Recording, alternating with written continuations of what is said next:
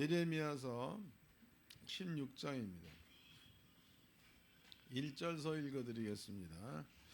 여호와의 말씀이 또 내게 임하니라. 가라사대 너는 이 땅에서 아내를 취하지 말며 자녀를 두지 말지니라. 이곳에서 생산한 자녀와 이 땅에서 그들의 해산할 어미와 그들을 낳은 아비에 대하여 나 여호와가 이같이 말하노라. 그들은 독한 병으로 죽고 슬퍼함을 입지 못하며 매장함을 입지 못하여 지면의 분토와 같을 것이며 칼에 기근에 망하고 또 그 시체는 공중의 새와 땅의 짐승의 밥이 되리라. 그 예레미야서 16장 1절서부터 4절까지 내용은요, 아예 애를 낳지 말라고 얘기한다고. 그 왜 그러냐? 이유가 하나님께서 징벌을 할 건데 그때가 되어지면 애를 낳아도 좋은 일을 못 본다는 거죠. 또 만약에 병이 들었다, 매장지도 없대. 이 참 슬픈 이야기입니다. 우리는 그 복음에 대한 그 확실한 믿음을 가지고 있으면 이렇게 된 장소에서 피할 수 있다는 거다고. 성경은 이렇게 말하죠. 예레미야서 5장도 봅시다. 1절. 이것도 하나님이 십자가하신 말씀이에요. 너희는 예루살렘의 거리로 빨리 왕래하며 그 넓은 거리에서 찾아보고 알라. 너희가 만일 공의를 행하며 진리를 구하는 자 한 사람이라도 찾으면 내가 이 성을 사하리라. 그러니까 진리 가운데 있는 자 한 명만 있으면 예루살렘 성이 용서가 된다, 그 얘기다고. 그럼 아까 16장에 나와있던 그 얘기는 한 명도 없다는 거죠. 의인이 한 명도 없을 때에는 애를 낳지 말아라. 그 얘기는 어찌 보면 슬픈 얘기다고. 왜냐하면 창세기 1장의 아버지가 직접 하신 말씀이 생육하고 번성하라야. 그런데 죄악이 가득 차가지고 더 이상 용서할 때가 용서할 수 없는 상태에 이르게 되어지면은, 그러면 엄청난 재앙이 이 땅에 임할 거니까 그때는 너네들이 애도 낳지 말아라. 이런 거 아주 그냥 엄청난 말을 하셨습니다. 이 시대에 제가 보기에 아직 그래도 여기에 의인도 있고 또 연구원에서 공부한 목사님들이 각 교회마다 또 꽤 많은 성도님들을 가르치고 있죠. 그것만 본다 그래도 하나님께서는 이 땅을 사할 줄로 믿습니다. 그래서 목사님들의 마음 가운데 기도할 것은 나라와 민족을 지키는 자, 그게 뭐 가서 총칼을 들고 싸워서가 아니라 확실한 믿음을 가지고 그 믿음 있는 자를 많이 만들어내는 역할을 할 때에, 그때에 나라도 지켜지고 교회도 지켜지고 뭐 그렇게 될 거니까 꼭 그렇게 기도하시기를 바랍니다. 다 같이 한 목소리로 하나님, 오늘 듣는 말씀, 깨달은 말씀, 이 모든 말씀들이 나를 지키고 교회를 지키고 나라를 지킬 수 있는 그러한 그 생명이 되게 하옵소서. 간절히 기도하겠습니다. 하나님 말씀 보겠습니다. 레위기서 16장, 레위기서 16장 11절서부터 27절까지 한 절씩 교독을 하겠습니다. 레위기서 16장 11절로 27절까지. 아론은 자기를 위하여 속죄 제의 수송아지를 드리되 자기와 건속을 위하여 속죄하고 자기를 위한 그 속죄제 수송아지를 잡고 향로를 가져다가 여호와 제단 위에서 피운 불을 그것에 채우고 또 곱게 간 향기로운 향을 그 손에 채워 가지고 휘장 안에 들어가서 여호와의 앞에서 분향하여 향연으로 증거케 위 속죄소를 가리우게 할지니 그리하면 그가 죽음을 면할 것이며, 그는 또 수송아지의 피를 가져다가 손가락으로 속죄소 동쪽에 뿌리고 그 손가락으로 그 피를 속죄소 앞에 7번 뿌릴 것이며 또 백성을 위하여 속죄제 염소를 잡아 그 피를 가지고 장 안에 들어가서 그 수송아지 피로 행한 같이 그 피로 행하여 속죄소 위와 속죄소 앞에 뿌릴지니 곧 이스라엘 자손의 부정과 그들이 범한 모든 죄로 말미암아 지성소를 위하여 속죄하고 또 그들의 부정한 중에 있는 회막을 위하여 그같이 할 것이요 그가 지성소에 속죄하러 들어가서 자기와 그 권속과 이스라엘 온 회중을 위하여 속죄하고 나오기까지는 누구든지 해막에 있지 못할 것이며 그는 여호와 제단으로 나아가서 그것을 위하여 속죄할지니 곧 그 수송아지의 피와 염소의 피를 가져다가 제단 기둥 뿔에 또 손가락으로 그 피를 그 위에 7번 뿌려 이스라엘 자손의 부정에서 단을 성결케 할 것이요 그 지성소와 회막과 제단을 위하여 속죄할 일을 마친 후에 살아있는 염소를 드리되 아론은 두 손으로 산 염소의 머리에 안수하며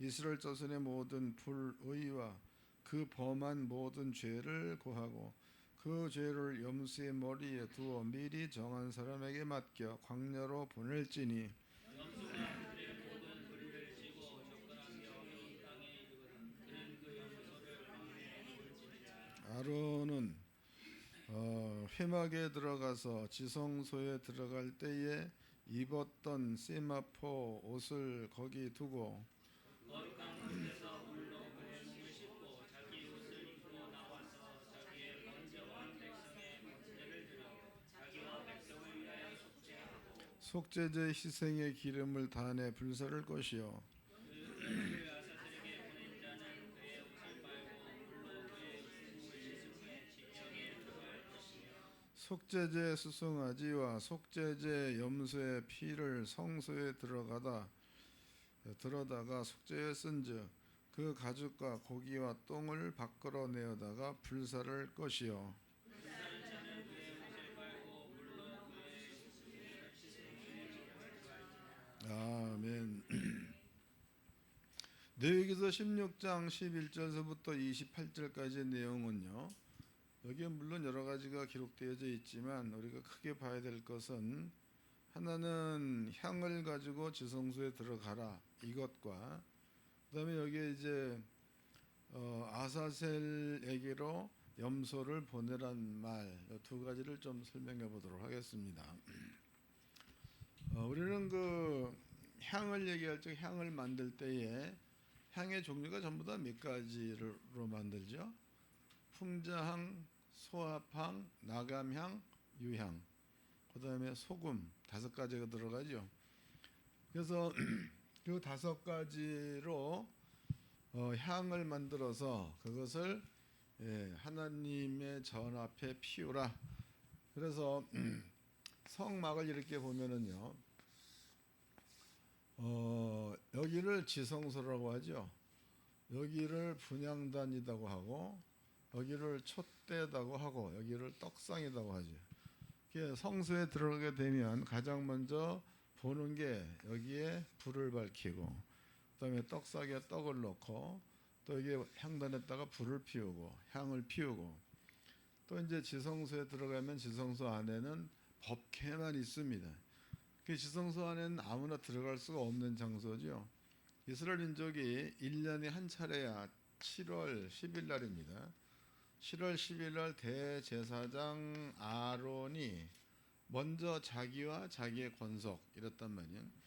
그러면 자기와 자기 권속이라는 그 말은 권속이라는 말 한 단어만 본다면은 아론의 식구들로 볼 수 있는데 큰 의미로 본다면 레위 전체를 두고 하는 말이에요. 그 레위 지파는 하나님께서 제사장 지파로다가 삼으셨다고.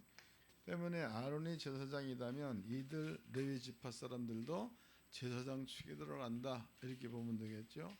시간이 지난 다음에 레위인이 사는 장소야 가나안 땅에 이렇게 했으면 하나님께서 도피성을 6개를 두라고 그러셨죠. 여기에 3개, 여기에 3개. 그리고 또 얘기하시기를 이스라엘 민족의 숫자가 점점 많아지면 도피성도 그 지경을 따라서 더 만들어도 된다 이런 얘기 하셨습니다. 그리고 도피성에 거하는 사람들은 레위인이 거한다 그랬다. 레위인. 그 레위 지파가 도피성에 거해서 여기서 사람들의 죄권을 담당하죠. 그 도피성으로 피하는 자가 있어요. 부지 중에 사람을 죽였다. 그래도 죄라는 거죠. 그 원수가 그 사람을 죽이려고 쫓아올 때에 그 사람은 도피성으로 피해버리면 살 수가 있습니다. 그렇게 해서 죄인들을 피하게 만드는, 그렇게 이제 하나님께서 살려줄 수 있는 장소로 이렇게 세웠다는 이야기. 또 백성의 숫자가 늘어나면 늘어나는 것만큼 도피성을 더 세우려는 이야기. 이런 얘기들을 하나님이 하셨는데, 이런 그 모든 성읍의 레위인들을 두어서 이 모든 하나님께서 주신 법률이죠. 법률 이런 것들을 다스릴 수 있도록 그렇게 레위 지파를 제사장 지파로 세운 거예요. 그런데 이제 오늘 여기에서는 한 명 아론이야. 당시로 아론은 대제사장이었으니까 아론을 세워가지고 하시는 말씀이, 너는 민족의 죄권을 담당하기 이전에 먼저 네가 속죄제를 드리려는 거죠. 속죄제를 드려라. 그래서 이때에 대제사장에 드리는 속죄제에 쓰여지는 제물은 소라고 나요. 소. 그 암송아지의 소의 맞나? 소의 피를 갖다가 지성소에 들어가서 버케 위에 뿌려라. 버케 앞에다 뿌려라. 이 버케라는 것은 다른 말로 속죄소라고도 하죠. 속죄소의 위치가 정확히 얘기하면 버케가 이렇게 있으면 버케에 뚜껑도 있다고. 뚜껑 이걸 열어야 하나님의 법률을 집어넣죠. 그 뚜껑을 금으로 만들어. 전체 다 금인데 뚜껑도 금으로 만듭니다. 그리고 금으로다가 두 천사를 이렇게 만들죠. 그 천사의 두 날개를 서로 연하게 하고, 또 천사의 눈은 항상 법궤 위를 본다고. 그리고 하나님의 그 율법은 이 안에 두었죠. 그 율법에는 하지 말라야 다. 그 10가지가 전부 다 하지 말라야. 하지 말라는 것을 해버리면 죄가 된다 이 말이죠. 그래서 만약 살인하지 말라, 살인하면 죄가 되는 거예요. 간음하지 말라, 간음하면 죄가 되는 거죠. 그럼 이제 아론이라는 사람이 여기 이렇게 민족의 죄를 짊어지고 이 앞에 섰을 때에 여기에서 천사가 율법을 통하여 아론을 보았을 때에 그네들의 죄가 보이면 죽어. 아론은. 그런데 죄가 보이지 않으면 산다는 거죠. 아론이 살았을 때 민족의 죄가 용서되는 거다고. 때문에 아론이라는 자가 만약에 죄가 있다, 그 상태에서 지성소 안에 들어간다, 그러면은 아론 때문에 민족의 죄가 용서가 안 돼. 그거 여러분들이 꼭 기억을 해야 돼. 만약에 여러분들의 교회의 성도들이야, 성도들. 그 성도들이 여기 설명해 드린 것처럼 아론이 자기 죄가 있는 상태에서 지성소 들어가서 그리고 나와가지고 축복을 한다 이래 보자고. 그럼 성경대로라면은 아론이 죄 용서를 못 받았으니까 백성들도 용서받을 수가 없다 그 뜻이야. 그 목사님들이 제대로 된 말씀과 제대로 된 믿음과 제대로 된 성경이다. 이거를 가지고 있는 자는 자기도 복을 받고 교회 성도들도 복을 받게 돼 있는데, 이거를 제대로 갖고 있지 않으면 자기도 목회하는 게 힘들고 또 그를 쫓는 성도들도 당연히 힘든다는 거죠. 기억하세요. 나는 그러지 말아야 되겠다로 기억하시라고. 그래서 대제사장 아론은 민족의 죄권을 담당하기 전에 먼저 자기를 위해서 속죄하고, 그 다음에 아론이 지성소에 들어갔을 때에 피를 2가지를 얘기했죠. 한 가지는 송아지의 피, 한 가지는 아사셀에게로 보내고 여호와를 위해서 준비해 놓은 염소의 피, 2가지를 준비했습니다. 다시 읽어보겠습니다. 16절입니다. 16절 곧 이스라엘 자손의 부정과 그 범한 모든 죄를 인하여 지성소를 위하여 속죄하고 또 그들의 부정한 중에 있는 해막을 위하여 이같이 할 것이요 그가 지성소에 속죄하러 들어가서 자기와 그 건석과 이스라엘 회중을 위하여 속죄하고 나오기까지는 누구든지 회막에 있지 못할 것이며 이랬단 말이에요. 그 다음에 18절 그는 여호와의 앞 단으로 와서 그것을 위하여 속죄할지니 곧 그 수송아지의 피와 염소의 피를 취하여 두 마리야. 한 마리는 자기를 위해서 속죄한 소의 피, 또 하나는 염소의 피가 되는 거겠죠. 그 피 둘을 가져와 가지고 지성소에도 이렇게 뿌리고 번제단도 뿌려서 번제단도 속죄하여라 이런 얘기를 했습니다. 그럼 이런 의식이 끝나고 나면은 이제는 아론도 죄 없는 자가 된 거고 죄 없는 자가 되어서 이거 잊어먹으면 안 돼. 죄 없는 자가 되어서 민족의 죄권을 담당했을 때에 그럴 때에 민족들도 죄를 용서받을 수가 있다는 뜻이 되는 거다고. 이걸 기억해 놓으세요. 그 다음에 이제 아론이 지성소에 들어갈 때 먼저 해야 될 것이 있죠. 해야 될 것 11절입니다.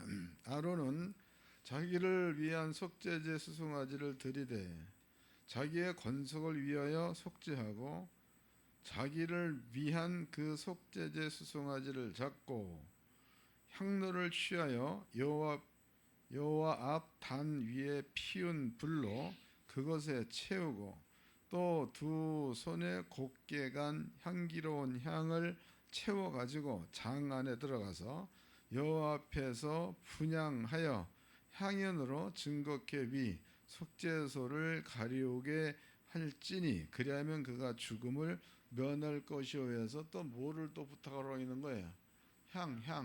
향을 피워 가지고 지성소를 가리려는 거죠. 가려서 아론의 죽음을 면하라 이래서. 그럼 이거를 뒤집어 얘기해 버리면은 지성소 앞에 향을 피워 가지고 향연으로부터 지성소를 가득 채우지 않으면 누가 죽는다는 거예요? 아론이 죽는다는 거지. 아론이 그렇게 나와 있다고. 향이 뭐냐? 향이다고. 여기는 이제 접어 놓으시고 출애굽기 30장을 봅시다. 향에 관해서야 30장 34절서부터 읽어드리겠습니다. 출애굽기 30장 34절 여호와께서 모세에게 이르시되 너는 수압향과 나감향과 풍자향의 향품을 취하여 그 향품을 유향에 썩되 각기 동일한 중수로 하고 그게 몇 가지야? 수압향과 나감향과 풍자향과 유향 그랬죠? 네 가지를 혼합을 시키려는 거예요. 그 다음에 그것을 소금에 쳐서 성결하게 하고 또 뭘 집어넣으래? 소금을 집어넣으라는 거죠. 여기 이제 36절서부터는 많이 중요한 겁니다. 그 향의 얼마를 곱게 찍어내어 너와 만날 해마간 증거케 앞에 두라. 그 향은 너에게 지극히 거룩하니라. 내가 만든 향은 여호와를 위하여 거룩한 것이니 그 방법대로 너희를 위하여 만들지 말라. 물은 맡으려고 이 같은 것을 만드는 자는 그 백성 중에서 끊쳐지리라 해서 향은 누가 만들었대? 지시한 분은 하나님이시고 만든 자는 모세가 되는 거죠. 모세가 레위 지파한테 시켜서 이렇게 만들라 이렇게 시켰고 그 다음에 이제 그 향은 하나님께서 그 향은 지극히 거룩하니 그랬으니까 여기를 보세요. 향은 누가 만들었대? 그 모세로 정하자고. 모세가 만들었다고. 그 모세가 만든 그 향을 하나님께서 거룩하다로 명했어. 그러면은 향을 만든 상태에서는 거룩한 게 아닌데 하나님께서 말씀하시기를 그 향은 지극히 거룩하니라고 얘기했을 때부터 향은 거룩한 게 되는 거죠. 때문에 거룩한 향은 거룩한 자라야 쓸 수 있어. 거룩한 향을 거룩하지 않는 자가 쓴다. 그러면 그 뒤에 보니까 죽인다는 거죠. 그래서 여기에 출애굽기 30장에 향의 사용처에 대해서 얘기를 했는데 그 향의 사용처는 하나님의 전에서 하나님께 향기로운 냄새가 되게끔 너네들이 써야지. 이걸 만약에 냄새가 좋다 그래가지고 너희들이야 너희가 이걸 만들어서 이 향의 냄새를 맡는다면 죽는다 이랬어. 너무 쉬운 얘기죠? 너무 쉬운 얘기야. 그런데 문제가 발생돼. 여기에서 문제가 요한계시록을 보자고. 5장입니다. 요한계시록 5장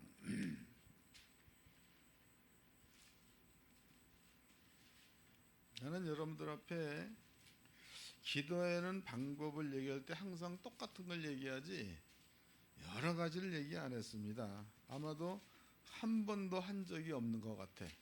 내 기억으로. 요한계시록 5장 1절서부터 읽겠습니다. 내가 보매 보좌에 앉으신 이의 오른손에 책이 있으니 안팎으로 썼고 7인으로 봉하였더라. 또 내가 보매 힘있는 천사가 큰 음성으로 외치기를 누가 책을 위하여 그 인을 떼기에 합당하냐 하니 하늘 위에서나 땅 위에서나 땅 아래서나 능히 책을 펴거나 보거나 할 리가 없더라. 이 책을 펴거나 보거나 하기에 합당한 자가 보이지 않기로 내가 크게 울었더니 장로 중 하나가 내게 말하되 울지 말라. 유다 지파의 사자 다윗의 뿌리가 이기었으니 이 책과 7인을 떼시리라 하더라 해서 그럼 여기에서 그 책을 펼칠 자는 다윗의 뿌리 그러면은 예수가 되겠죠. 예수님만 펼 수 있고 예수님만 인을 뗄 수가 있다. 이런 얘기를 해 놓으셨습니다. 그 다음에 이제 2장 넘어가 가지고 8장이야. 8장. 그러니까 인은 예수님만 뗄 수 있다. 또 책은 예수님만 펼 수 있다. 이렇게 얘기해 놓으셨고 8장 1절서부터 읽겠습니다. 7째 인을 떼실 때에 누가 뗐다는 거야 이제. 그래서 5장을 먼저 읽어준 거다고. 누가 뗀 거 이거 아무나 뗀 게 아니고 예수님이 떼었다 이 얘기가 되겠죠. 7인을 떼실 때에 하늘이 반시 동안 고요하고 내가 보매 하나님 앞에 시위한 7 천사가 있어 7 나팔을 받았더라. 또 다른 천사가 와서 제단 곁에 서서 금 향로를 가지고 많은 향을 받았으니 이는 모든 성도의 기도들과 합하여 보좌 앞 금단에 드리고자 함이다 해서 그럼 여기서 천사들이 뭘 받았다는 거야? 향을 받았다 그랬는데 향을 받는 장소가 어디예요? 어디 그렇게 나와 있어? 같이 읽었잖아 우리. 다시 읽겠습니다. 3절 또 다른 천사가 와서 제단 곁에 서서 금 향로를 가지고 많은 향을 받았으니 어디서 받은 거야? 그렇지. 제단 옆에서 받았다. 이게 차이가 있어요. 괜히 내가 한 번 더 읽어라 알아라 그 얘기가 아니야. 제단 옆에서 받았다. 그 다음에 모든 성도의 기도들과 합하여 보좌 앞 금단 어디요? 보좌 앞 금단은 어디야? 내 생각 말고 성경대로만 얘기하라고. 여기를 보자고. 보좌 앞 금단은 여기가 되는 거 아니야? 이해됐어요? 보좌 앞 금단은 여기가 되는 거야. 그리고 제단은 여기가 되겠죠? 번제, 소제, 화목제, 속건제를 드리는데 여기가 되는 거다. 여기에서 천사가 향로를 가지고 여기에서 많은 향을 받았다는 거야. 향로를 가지고 성도들의 기도를 받았다는 거죠. 여기서 받았다. 그럼 여기는 속죄제가 드려지는 장소. 또 여기에서는 또 뭐 이스라엘 민족의 모든 것들을 이렇게 듣는 장소. 이스라엘 민족이 문제가 있어가지고 제사 드리러 온다. 그러면 제단에다가 번제물을 드린다. 제단에다가 속건제물을 드린다. 제단에다가 또 뭘 드려? 뭐 소제를 드린. 여기서 다 드리잖아. 그래서 기름도 태우고 내장과 이런 것도 태우고 뭐 이런 데가 여기에요. 그럼 여기에서 이네들의 그 제사를 드릴 때에 이 제사 자체가 그네들의 마음을 가지고 와서 드리는 거니까 기도가 된다 그 말이에요. 기도. 그래서 기도라고 표현한 거다고. 다시 읽겠습니다. 계시록 8장 6절서부터 읽겠습니다. 또 다른 천사가 와서 제단 곁에 서서 금 향로를 가지고 많은 향을 받았으니 이는 모든 성도의 기도들과 합하여 보좌 앞 금단에 드리고자 함. 이랬으니까 그 제단 곁에서 그 성도들의 기도들을 받았다는 거고 그 모든 것들을 가지고 보좌 앞 금단에 드리려고 받았다는 거야. 그러면 이제 천사들의 손에 의해서 우리 모든 죄가 용서됐다. 우리 모든 죄는 이러이러한 죄들이 있다. 이런 것 때문에 나한테 이런 일이 생겼다. 그런 일이 생겨서 나는 괴롭다. 뭐 이런 모든 것들을 천사가 받아가지고 이것을 보좌 앞 금단 그러면 이 여기에다가 드린다는 거죠. 여기에다가 올렸을 때에 그럴 때에 대제사장이 요 앞에 올려놓은 향로에다가 불을 피워가지고 향 냄새를 나게 만들어서 요 향을 가지고 보좌 금단에 들어가서 여기 들어가서 지성소에 들어가서 여기서 지성소의 그 속죄소 앞을 향으로 딱 가리려는 거다고. 그리하면 죽지 않을 거다 이랬단 말이죠. 이해된 거죠? 이제 순서를 정해보자고. 그러면 첫 번째는 아론이 자기를 위해서 속죄를 해서 송아지의 피를 앞에다 뿌릴 것이고 백성들을 위해서 속죄제 염소의 피를 가져가서 이 앞에다 뿌릴 거고 또 들어갈 때에 향로에다가 제단에 있는 불이죠. 이걸 담아 가지고 와서 그 위에 그 향을 여기다 담아 가지고 향을 피워서 요걸 가지고 들어간다고. 그럼 제사장이 여기에 들어갈 때는 뭐를 가지고 들어가는 거야? 피를 가지고 들어가고 향인데 이거를 좀 구체적으로 본다면은 이스라엘 민족 전체의 원하는 마음, 원하는 기도를 가지고 들어갔다 그 뜻 아니에요. 그러면 만약에 제사장 아론이 이곳에 들어가서 소의 피로 뿌리고 염소의 피로 뿌리고 그리고 향으로 가득 채웠다. 그런데 아론이 죽었다. 그러면은 하나님께서는 백성의 어려운 일들도 돌아볼 수가 없다가 되는 거지. 그 기도도 응답해 줄 수 없다 그 말이에요. 근데 만약에 또 아론이 들어가서 속죄제의 제사 소의 피를 뿌리고 또 이제 염소의 피를 뿌리고 그리고 향으로 또 피웠을 때에 아론이 안 죽었다.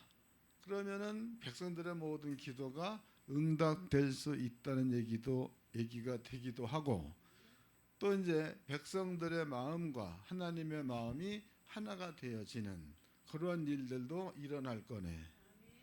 상당히 중요한 거지. 향을 피운다는 건 결코 작은 일이 아니에요. 이걸 이제 기억해 놓으세요. 이걸. 그다음에 이제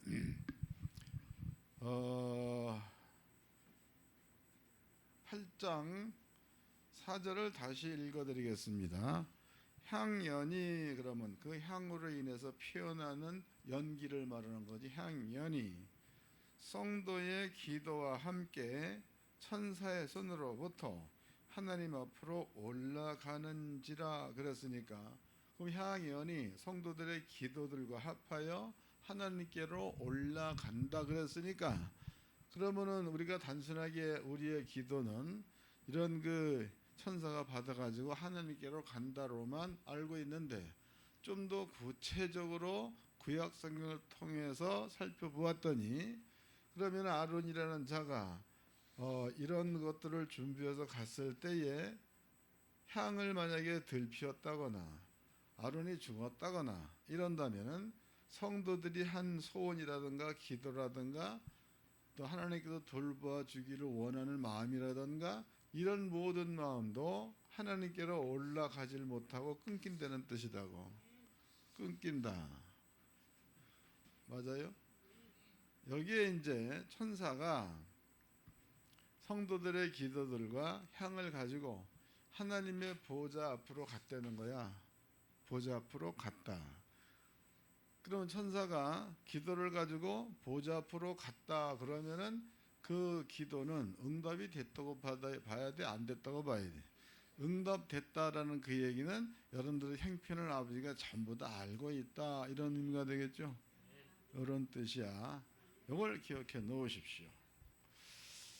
구약을 알아야 하나님의 마음을 알고, 구약을 알아야 신약의 해석이 가능하다고. 그 다음에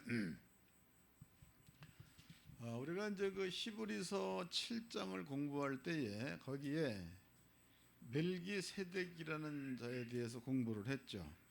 그 멜기세덱을 해석해 보니까 살렘 왕이요, 평강의 왕이요, 아비도 없고 족보도 없고 또 시작한 날도 없고 끝도 없고 또 영원한 생명을 가지고 있어서 하나님과 방불하여 항상 제사장으로 있느니라, 이렇게 설명해 놨다고 히브리서 기자가. 그래서 그 멜기세덱을 얘기할 때에 하나님의 영원한 제사장 이 뜻이야. 그러면 아버지 보좌가 이렇게 있으면은 그냥 눈으로 볼 때는 살렘 왕 멜기세덱이라고 표현됐는데, 영적으로 본다면은 아버지 옆에 있고 땅에서는 아론이 제사를 드리고, 그 여기에서 땅에서는 아론이 직권을 감당하지만 하나님의 나라에서는 멜기세덱이 아버지 옆에서 요거와 똑같은 일을 한다는 거죠. 멜기세덱 이해하셨습니다. 그런데 히브리서 기자가 또 얘기하기를, 이 멜기세덱에 대한 끝으로의 설명이 이는 하나님의 아들과 방불하여 항상 제사장으로 있느니라 해서 여기에다가 하나님의 아들이란 말을 썼다고. 하나님의 아들.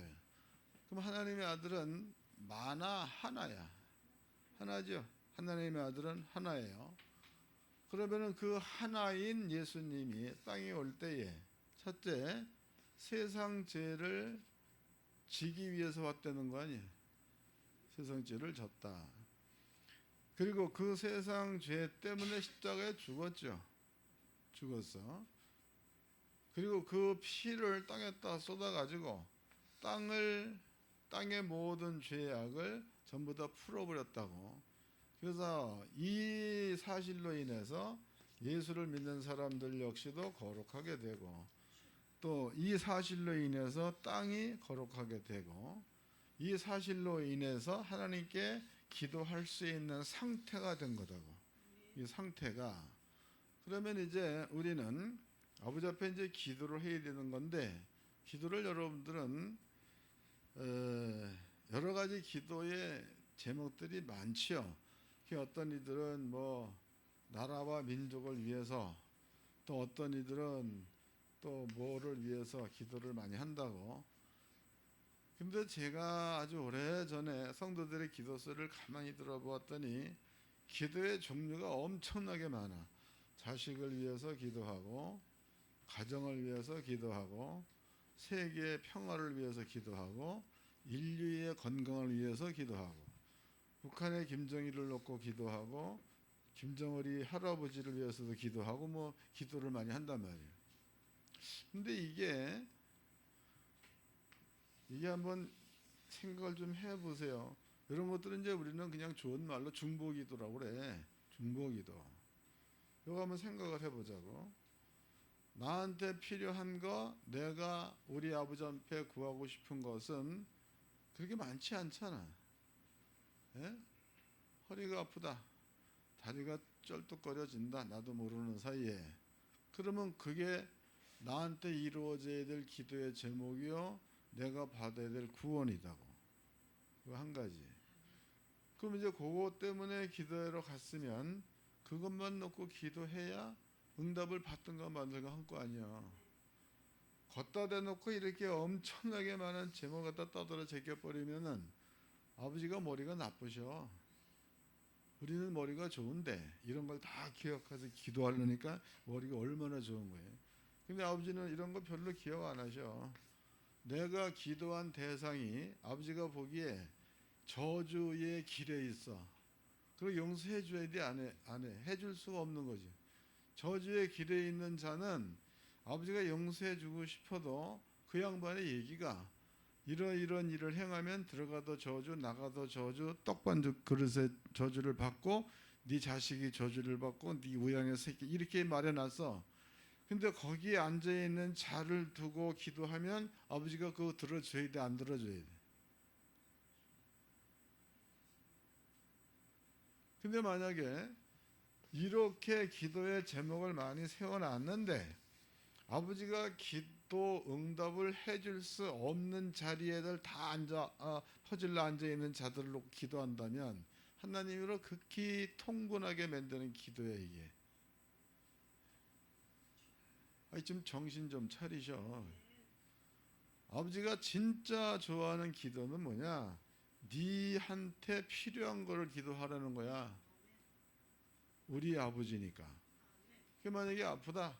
그럼 아픈 거 한 가지를 놓고 가가지고 하나님, 제가 이렇게 아픈데 이것은 예수님께서 이미 우리 죄를 위해서 십자가에 죽으시고 그 모든 것들을 용서해주고 치료가 되기 위해서 피를 흘렸지 않았습니까? 이건 당신이 해놓은 일이고 예수가 완성시킨 일이고 그리고 성령이 증거하는 일인데 어찌하여 내 허리는 어제나 오늘이나 어쩌면은 영원토록 오르다 죽을 지경에 이르기까지 그렇게 아픕니까? 뭐 이렇게 좀 기도를 해야 믿어지면 믿어질수록 하나님의 우리 아버지가 틀림없은 틀림이 없을수록 요 기도의 제목 한 가지만 놓고 기도해도 슬픔이 있고 안 들어주시니까 아프니까 괴로움이 있고 그리고 또 하나님에 대한 이것 때문에 불신이 생길 수도 있는 거죠. 이게 그런 거다고. 그래서 성경에는 어찌하여 이 민족은 그냥 두시려나이까 그 원망 아니야. 그런 게 생겨야 이게 당연한 거야. 그러한 마음이 생기고 그것 때문에 기도한다면 그 기도는 진짜로 간절한 기도야. 하나님이 안 들어줄 수 없는 기도가 되는 거다고. 그 기도가 진짜 기도예요. 그럼 그렇게 기도했을 때에 이거 모두가 아버지가 해놓은 일이에요. 제가 하는 얘기가 하나도 안 틀린 게 하나도 없는 거예요. 예수가 죽었다. 피를 흘렸다. 그리고 채찍에 맞음으로 남을 입었다. 그 피 속에 들어가 있다. 이런 거 우리가 아는 거 아니야. 아버지도 알아. 그 얘기는 하나님께서 우리 마음과 우리의 생각에 기록하리라 하신 후에라는 말이 있잖아. 그러니까 아버지가 기록해 주어서 내가 아는 거니까 아버지가 얘기해서 아는 거 아니야. 당신이 한 말 아닙니까가 될 수 있는 거다. 이러한 기도는 하면 할수록 이 기도는 진짜로 간절하게 돼 있어. 그리고 이 기도를 제가 해봤더니 서너 시간 혹은 밤새도록 기도해도 5분 10분 그거밖에 안 간 것 같아. 금방 끝나버려. 어떻게 해. 이건 내가 경험해본 이야기를 하는 거예요. 괜히 떠드는 말이 아니야.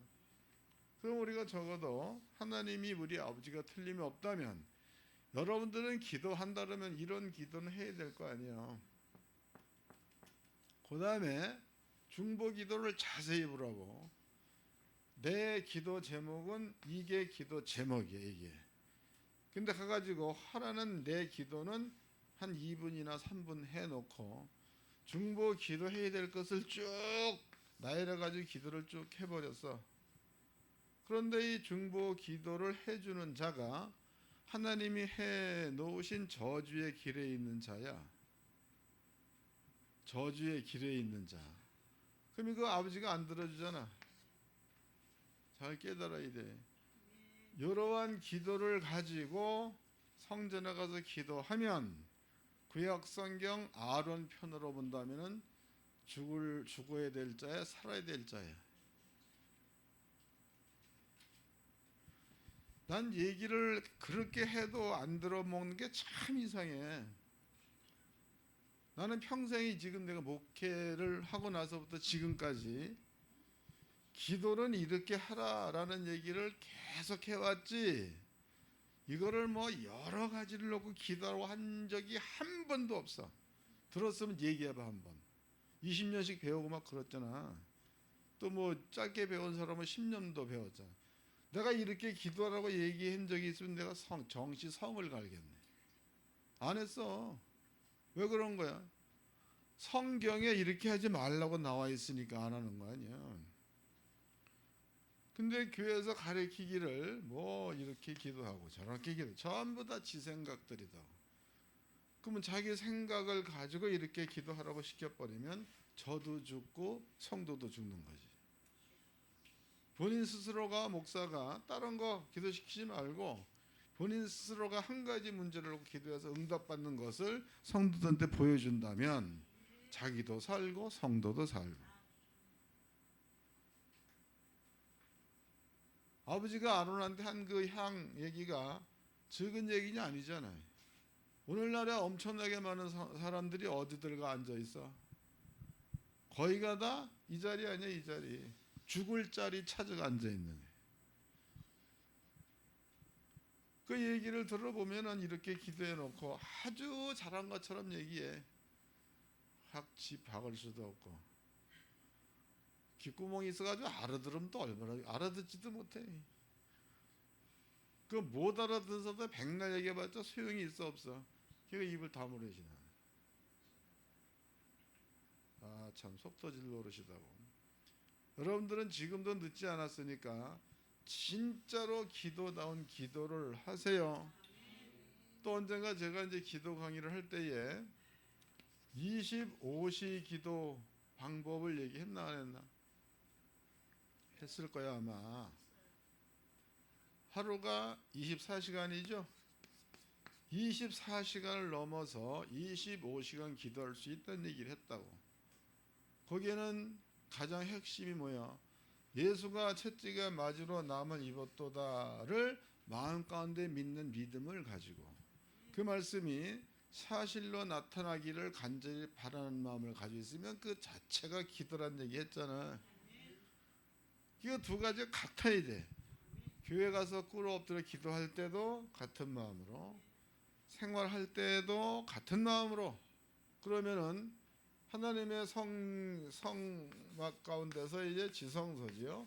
여기 들어가서 아론이 향을 들고 불을 피웠을 때에, 향을 피웠을 때에, 그럴 때에 아론이 살아서 나온다. 그러면은 그 모든 죄가 용서되고 모든 그 소원들이 해결되는 것처럼, 여러분들은 이미 예수님께서 오래전에 아버지 우편에 앉았다고 나와 있잖아.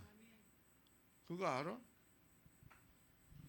알면 왜 이렇게 기도하냐고.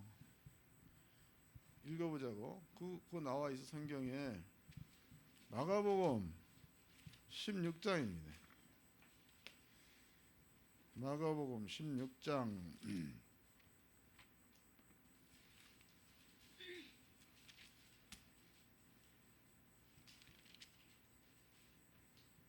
거기는 예수님께서 세상을 떠나면서 마지막에 얘기를 했으니까 인간들이 쓰는 표현으로 온다면 유언 같은 말이야. 유언 같은 말.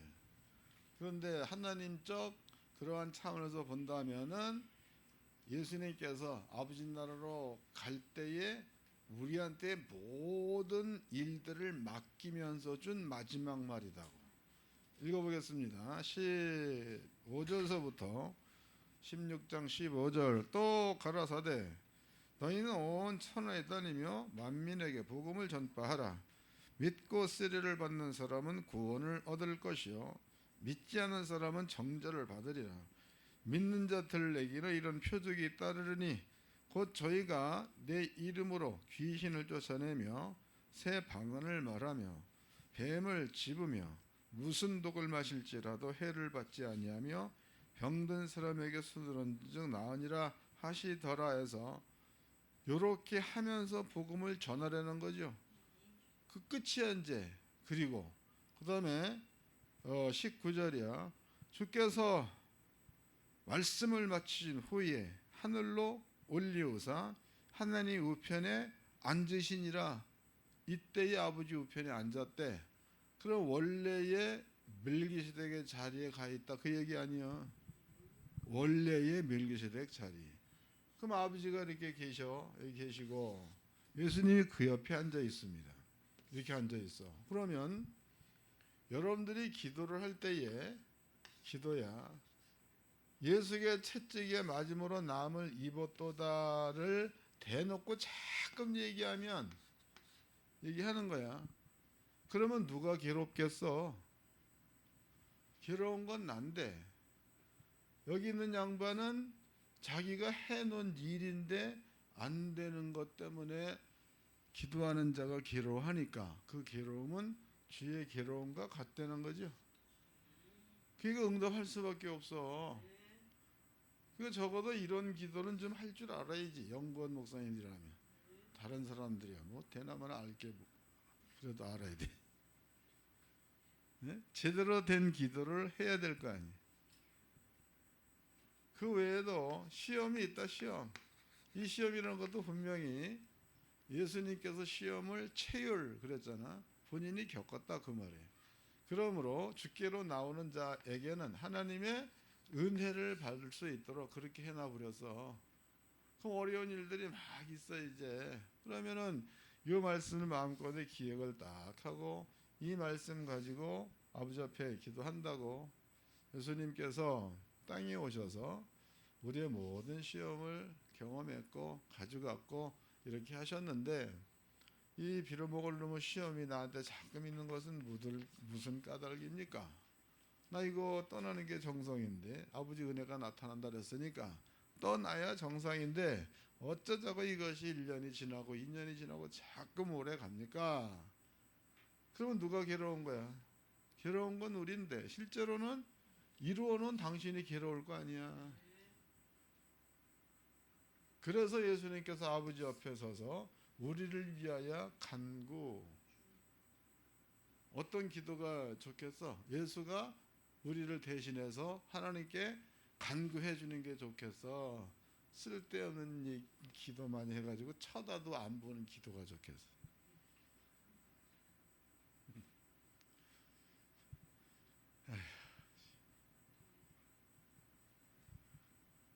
그리고 좀 이렇게 심한 얘기해서 죄송한데 우리의 꼬라지를 봐. 인간들의 꼬라지. 이건 끼리끼리 보라는 게 아니고 아버지께서 볼 때야. 꼬라지를 보라고. 이리 보면 아버지가 싫어하는 자리, 이리 보면 또 싫어하는 자리, 이리 보면 또 싫어하는 자리. 여기에 다 앉아들 있어. 그리고 그 속에 지가 잘한 거 한 가지 이것 놓고서는 이걸 다 잊어먹어. 그리고 다른 사람이 허물을 쳐다보고 앉았어. 꼬라지가. 다 그래 다. 그게 모여 앉아서 얘기를 하면 가장 먼저 무슨 얘기를 해야 맞아? 우리끼리 하는 얘기는 하나님의 은혜가 있다. 이런 얘기 해야 좋은 거 아니야. 근데 먼저 나오는 게 누구를 보았더니 어떻더라. 이런 얘기 먼저 하잖아. 그 모습을 아버지가 보았을 때에 가장 먼저 하는 말이 너는 잘났냐 이럴 거 아니에요. 벗어나야 되겠죠. 눈도 좀 안경도 좀 바꿔 끼야 되겠죠. 근데 바꿔 끼잖아요. 이렇게 바꿔 끼야 돼. 그리고 좋은 것 보고 예수가 용서해 놓은 그 일은 될 수 있으면 안 보는 게 좋잖아. 그게 아버지의 뜻이니까. 그래서 7월 10일 날 대속죄일 때에 아론이 해야 될 일은 이런 일들을 했다는 거예요. 송아지의 피로 자신을 위해서 속죄를 하고, 염소의 피로 백성을 위해서 속죄를 하고, 그리고 향연으로다가 이렇게 속죄소 위를 가리워서 향원으로 가득하게 만들어 버린단 말이지. 그러면 아버지가 이렇게 보니까 아버지 마음이 흡족한 거야. 그러면은 살려보내죠. 그러면 이제 아론이 나가가지고 선포하잖아. 너네들의 모든 죄를 용서했다고 아버지가 얘기하셨다. 지 안 죽은 자체가 용서된 거니까. 그러면 이스라엘 민족은 그때에 함성을 부르고 지르고 난리 났을 거 아니야. 왜 그런 거예요? 자기는 율법을 어긴 것 때문에 죽을 줄 알았는데, 이것 때문에 성전 왔더니 아론이 얘기하기를 용서됐다고 얘기하고 안 죽는다고 얘기해버리니까 얼마나 좋을 거야. 네? 그것을 응답이라고 해. 응답. 딴 게 응답이 아니에요. 그래서 영번 목사님들은 이러한 것들을 잘들 이해하셔가지고 꼭 응답받는 기도하시기를 바랍니다. 요걸 이제 기억해 놓으시고, 또 한 가지야.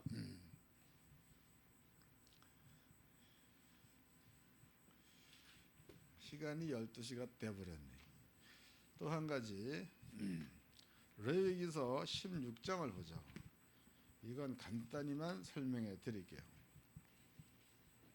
16장 20절서부터 읽겠습니다.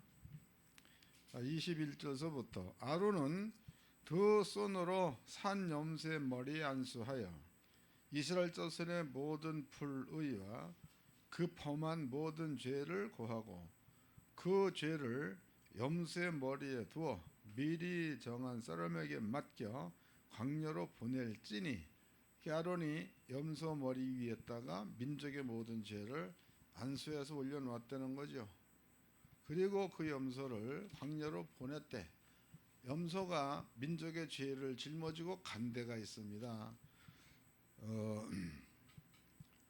25절 속죄제 희생의 기름을 단에 불사를 것이요 염소를 아사셀에게 보낸 자는 옷을 빨고 물로 몸을 씻은 후에 진에 들어올 것이며 그랬죠.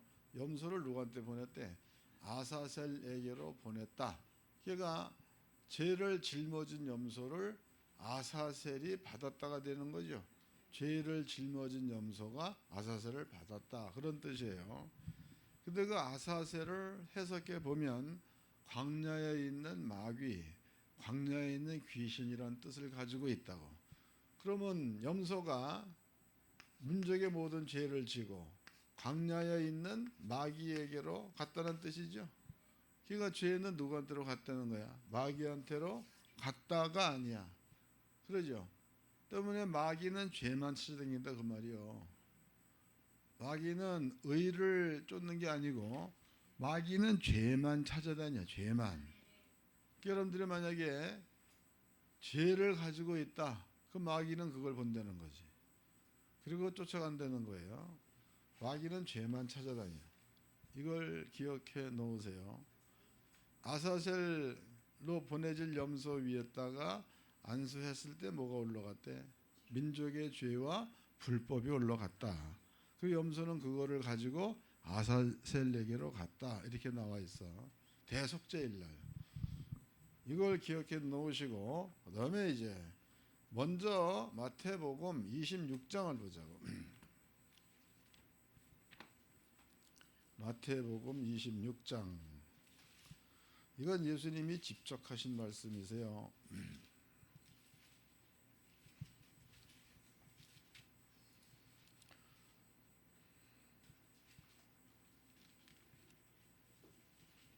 (26절서부터) 읽겠습니다.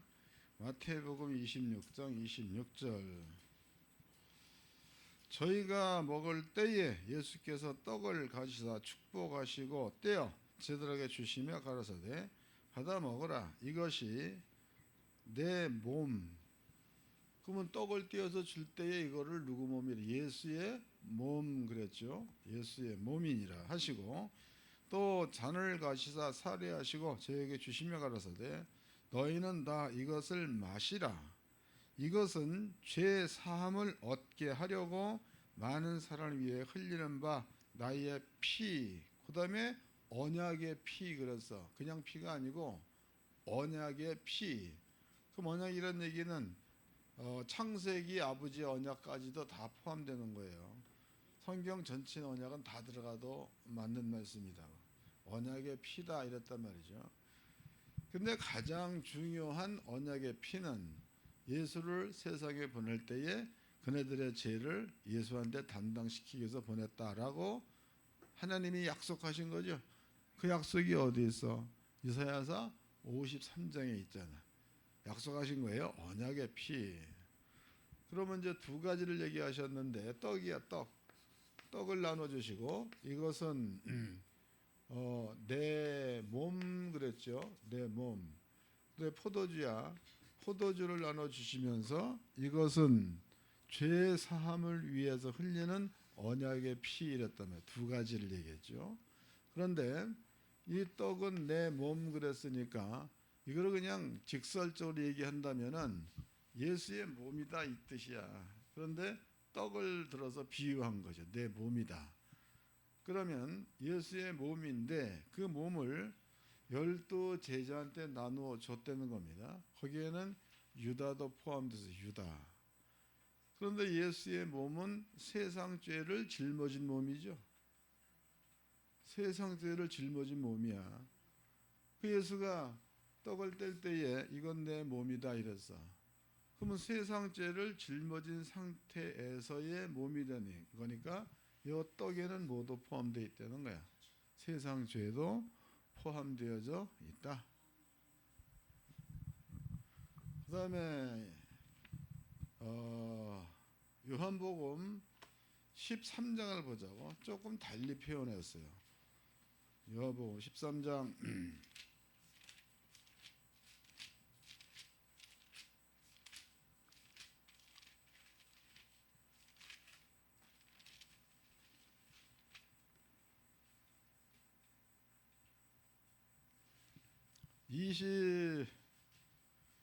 25절서부터 읽겠습니다. 이것도 내나 성례식 때에 쓴 글이야 이게. 그가 예수의 가슴에 그대로 의지하여 말하되 주여 누구니까? 예수께서 대답하시되 내가 한 조각을 찍어다가 주는 자가 그니라 하시고 곧 한 조각을 찍으셔다가 가롯 시몬의 아들 유다에게 주시니 이건 따로 얘기했죠. 한 조각을 찍어다가 유다한테 줬대. 나타난 사건이야. 사건 27절 다 같이 시작. 조각을 받은 후 사단이 그 속에 들어간지라. 이 예수께서 유다에게 이르시되 네 하는 일을 속히 하라 하시니 이랬다고. 떡을 떼어 줬더니 누가 들어갔대? 그 속에 사탄이 들어갔다 이 말 아니야. 그럼 여기를 보자고. 아까 이제 레위기서 16장 얘기가 그래 중요한 거다. 아사셀 있죠? 아사셀. 이 아사셀에게 이스라엘 민족의 모든 죄와 불법이야. 불법을 짊어진 염소가 광야의 아사셀에게로 가버렸어. 아사셀에게로. 그 아사셀을 우리가 해석해 보니까는 마귀다, 귀신이다 이렇게 해석할 수가 있죠. 근데 공교롭게도 여기에 지금 나와 있는 자가 유다야 유다. 유다에게 예수가 떡을 찍어다가 주었더니 이랬단 말이에요. 그리고 떡을 설명을 할 때 이건 내 몸 이랬다고. 그 떡을 떼어서 유다한테 주었더니 유다 속에 사단이 들어갔다로 기록되어져 있어. 사단이. 그럼 죄의 출발점은 사단으로부터 출발됐는데 결국 예수가 짊어진 모든 죄는 유다를 통해서 사단한테로 갔다고 봐야 맞는 거죠. 그래서 레위기 16장 얘기와 예수가 지금 여기서 떡을 떼어서 이렇게 주는 내용은 같은 뜻이에요. 어떤 그 이름만 다르지. 아사셀 혹은 사단 뭐 이렇게 세상죄, 이스라엘 민족의 죄, 그런 그 단어적 이름만 다르지 똑같은 의미야. 똑같은 의미. 그리고 나서 예수님께서 잔을 나눠주죠. 이것은 너네들의 죄 사함을 얻게 하는 이랬단 말이에요. 그 죄 사함을 얻게 하는 그 얘기는 뭘 뜻하는 거예요? 유다한테 떡, 죄를 짊어진 떡을 유다한테 주었더니 죄의 주인인 사단이 그 속에 들어갔다 이랬으니까, 그러면 그 떡을 유다를 통해서 사단한테로 주었다면은 나머지의 떡들은 죄가 없는 떡이죠. 그래야 생명의 떡이라는 거야.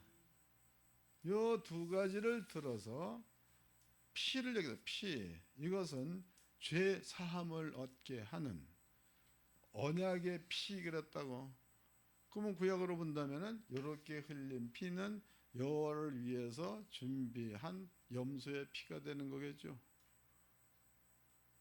이렇게 예수님께서 마지막 떡과 잔을 그렇게 돌렸다는 거다고. 우리가 이것을 그냥 뭐 성례전을 행했다 이렇게 볼 게 아니고, 우리의 모든 죄가 한 떡 이것을 통해서 사단에게로 가버리고, 그리고 우리는 완벽한 거룩한 자로다가 태어났다 다시, 그래서 거듭났단 말을 쓰는 겁니다. 그럼 다시 태어났으면 이제는 응답받을 만한 조건을 갖춘 자가 된 거죠. 다 갖춰서 다. 방법론을 얘기했어. 그러나 이런 식으로 기도해버리면 골치 아프다. 방법론 제시했습니다. 이거를 얘기하신 그 예수님께서 이제 13장을 넘어서 14장을 보자고. 뭐라고 얘기하셨나? 14장 12절입니다. 12절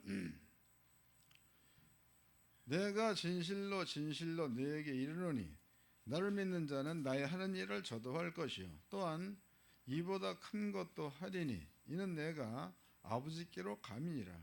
너희가 내 이름으로 무엇을 구하든지 내가 시행하리니 이는 아버지로 하여금 아들을 인하여 영광을 얻으시게 하려 함이라. 이랬으니까 지금 예수가 한 말이 뭐예요? 너희가 내 이름, 그러면 그 이름 속에 이게 들어가 있잖아. 이 두 가지가 다 들어가 있잖아. 너희가 내 이름으로 무엇이든지 구하면 내가 시행한다 이랬단 말이야.